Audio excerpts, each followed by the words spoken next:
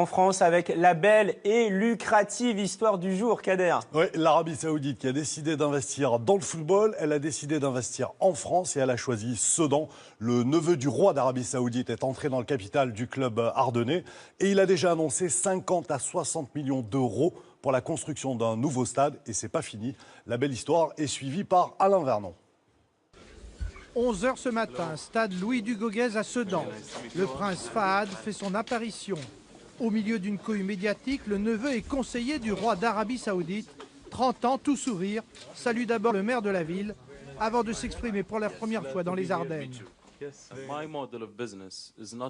Mon moteur dans les affaires, ce n'est pas de satisfaire mon ego. Mon seul but est de rendre heureux les Soudanais et tous les supporters du club.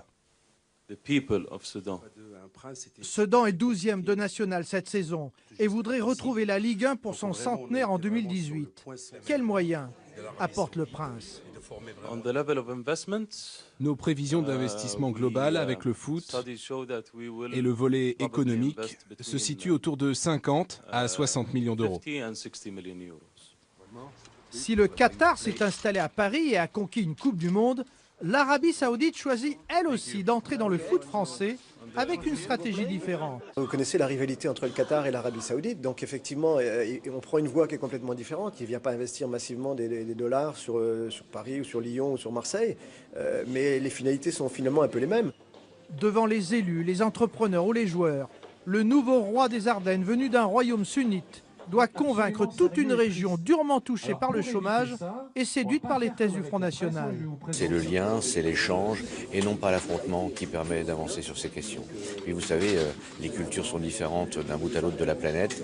L'uniformisation, ça n'est pas forcément une bonne chose, mais en tout cas, le respect des uns et des autres avance par le contact et par effectivement l'amitié qui peut se nouer.